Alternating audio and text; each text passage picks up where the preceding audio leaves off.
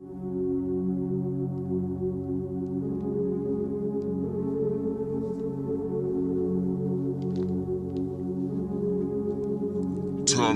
shit. Yeah, shit like that. Ain't no way, got this. Hey, what's up, y'all? It's your boy Lord Kale here, back with a video talking about the post celebration of the Eagles at Jets game. Um, Sorry, I'm a little late, man. I started working late nights now, so my day literally begins at 9 p.m. and ends at 4:30. Go figure. But anyway, let's talk about this game, right? Exactly how I thought it'd be. A blowout. I said 27-13. Well, 27-10 in my last video, but of course the Jets couldn't give me that 4-point spread there. So whatever. All in all, 31-6 route over the New York, should be formerly known as New Jersey Jets. Um, and we sit comfortably at the top of the NFC East, just like we thought we were. Dallas, of course, goes as planned. They don't play in big moments very well, and their defense basically got exposed. Dallas, although they making like hold the pass really well, they making keep you out the end zone. But one thing they can't do is, well, as we saw in the playoff game against LA Rams, you can run on the Cowboys defense. You know, eat up time possession, keep Dak Prescott off the field, and when you do get Dak Prescott off the field, you take out his most favorite weapon and most important asset, Ezekiel Elliott. Because as we know, and now we really know, that if Zeke rushes for under like 75, 85 yards, the Cowboys are 1-7, now 1-8. As Zeke was, I think, 12 for like 62, 13 for 67 or something like that. Like, correct me if I'm wrong. So, we obviously seen what happened. That now Cowboy fans are going to go on a tirade talking about Amari Cooper wasn't healthy, Michael Gallup like just got fresh off knee surgery, what have you. But they weren't trying to give us that flack when we were losing nail biters to like the Detroit Lions and Atlanta Falcons. So deservedly, they're not going to get that, you know, same kind of fair treatment.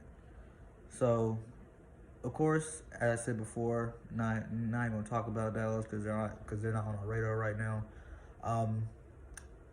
That Jets game went exactly how I expected. It was a very easy route, although I felt like that game could have been put away a lot sooner, and that's something that I wanted to address. Uh, the offense started to become really stagnant after we scored that 14 points. Now, I'm not going to say that's just because of just play calling. I'm going to say because of stupid penalties that backed us up. That caused the Jets defense to like force us to pass the ball and get after our quarterback, which the line held up successfully. But when you're backed up that far, it's a less likely chance you're going to convert on that particular down. So what you did was, when you had a false start and a holding by Lane Johnson, what have you, you get backed up 10 yards. So a 1st and 10 and a 1st and 5 can easily become a 1st and 15, 1st and 20, and that's what happened. And then as we went along, and third downs became 3rd and 20, to where like we were punting the ball back, giving the Jets good field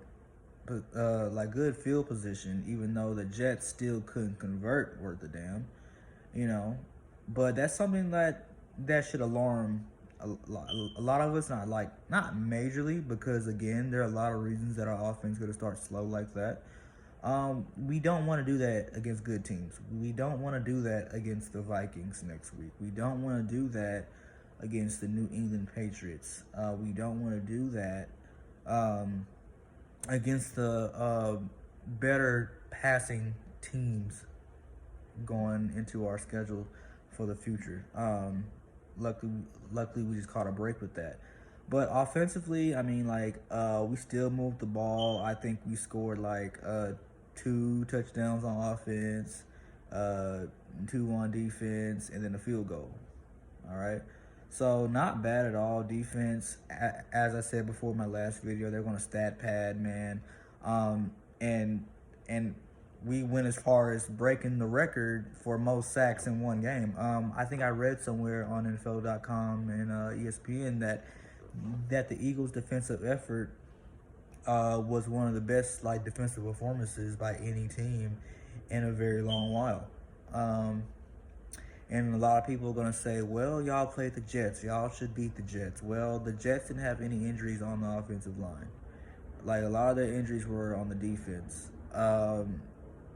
And I would love to see anybody else who can get 10 sacks on the Jets. Like, I would love to see that. And they can do it. That, cool with them. That just means the Jets are just a sorry franchise. But if you can't get 10 sacks like the Philadelphia Eagles did, then that tells us a lot about our defense. That our defense is starting to get it together. They're starting to build confidence, especially off this game going into the future. And, things are starting to look very good for our defensive side of the ball. Now, still, our concern is our secondary. Was because the Jets had spurts where they were moving the ball against us, and it was all on secondary efforts. I mean, with a splash of Le'Veon Bell here and there, but that's just Le'Veon Bell. Like, he's always going to do Le'Veon Bell. But, yeah, man, but that's something that's going to be a concern for us going into this Vikings game, and I'll get more into that on my next video.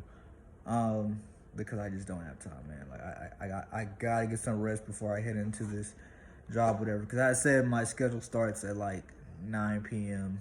Because it takes like so long to get to my job site. But yeah, man. Like, so I mean, like, tell me what y'all think, man. Like, offensively, we did pretty well. We gave the ball to Jordan Howard, Miles Sanders, split carries. I mean, as I said, Jordan Howard was going to be that feature back. We took a lot of pressure off Carson Wentz. Even though I didn't really like his completion percentage, I think he was like, what was he? Like 15 to 26 or something like that. I really didn't like that too much, but whatever. I guess because like my opinion, and I just want to think this because I'm just an optimist. Well, part-time optimist.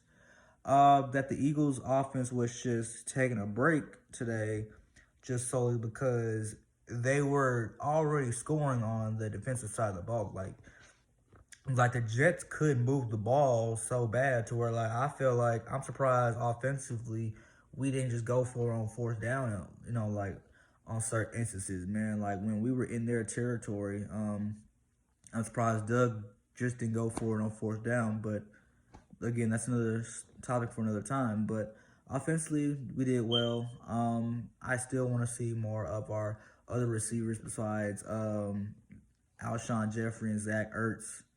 I definitely want to see more of like Matt Collins, Nelson Aguilar, and a lot of our other receiving options, getting the ball, because we can't just have that against the Minnesota Vikings.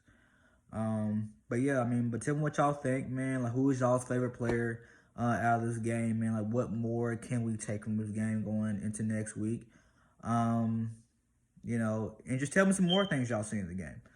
But other than that, y'all have a nice rest of your night. And in my next video, I'll have the keys to victory for beating the Minnesota Vikings. While also talking about more topics involving our division and other concerns. But other than that, y'all have a nice rest of your night. Fly Eagles fly.